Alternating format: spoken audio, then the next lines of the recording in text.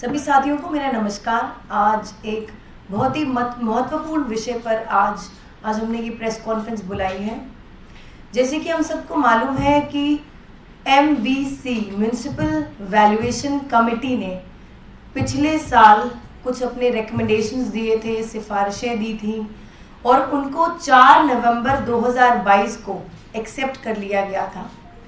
अब MCD ने और नगर निगम ने बहुत ही महत्वपूर्ण एक आज डिसीजन लिया है। कल वो सभी सिफारिशें, वो सभी रिकमेंडेशंस जो 5th MVC ने पिछले साल नवंबर में एक्सेप्ट की थी, उन सभी सिफारिशों को 1 अप्रैल 2023 से इम्प्लीमेंट कर दिया गया है।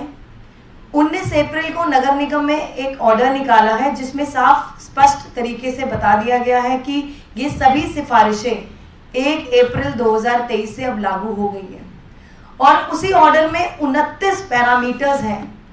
29 पैरामीटर्स के आधार पर 29 रिकमेंडेशंस दी गई हैं, जिससे टैक्स पेयर्स को आने वाले टाइम में बहुत बड़ी राहत मिलने वाली है। अलग अलग जो पैरामीटर्स हैं वो हैं use factor, occupational factor, age factor, structured factor.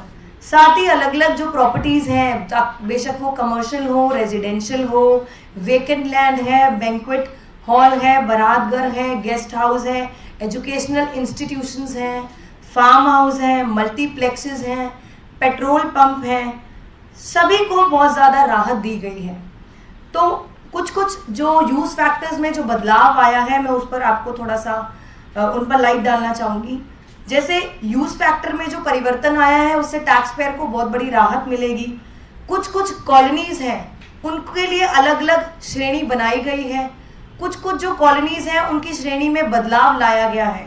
जैसे ओल्ड एज होम है, बारात घर है, समुदाय भवन है, फार्म हाउस है, इन सब के लिए अलग अलग श्रेणी बनाई गई है।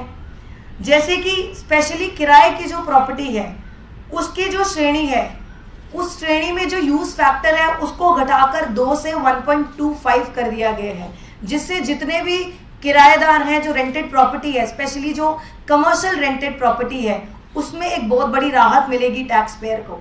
अब इन सब वर्गों को ध्यान में रखते हुए अपनी नीतियां बनाती रहेगी। धन्यवाद, थैंक यू। अब मैं चाहूंगी सौरभ जी इस पर अपने विचार।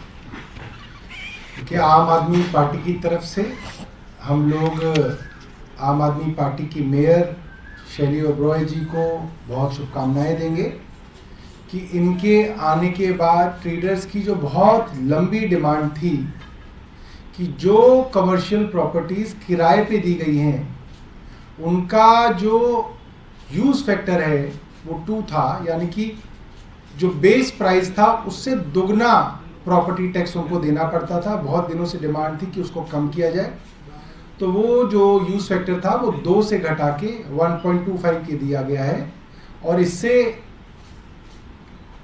बहुत सारे कमर्शियल मार्केट्स के अंदर, कमर्शियल प्रॉपर्टीज़ के अंदर जो इसके ओनर्स हैं उनको बड़ी राहत मिलेगी। और भी कई सारी कमर्शियल प्रॉपर्टीज़ के अंदर यूज़ फैक्टर को कम किया गया है। बैंक्वेट हॉल्स हैं, बारात घर हैं, ख़ासतौर पे वो बारात घर जिनको कोई गैर सरकारी नॉन प्रॉफिट संस्थाएं चलाती हैं उनको राहत दी गई है। फार्म हाउसेस के अंदर राहत दी गई है।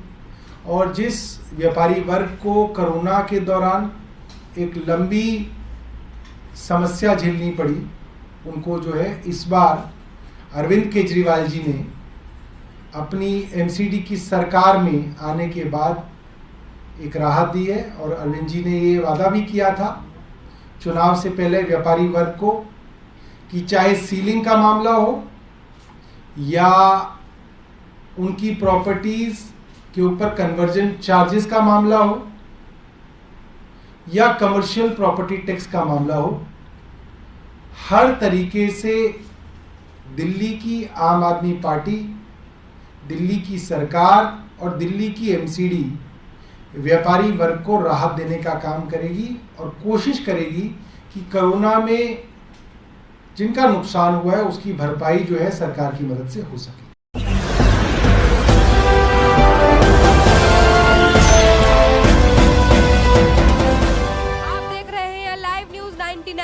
महाराष्ट्र सबसे पहले।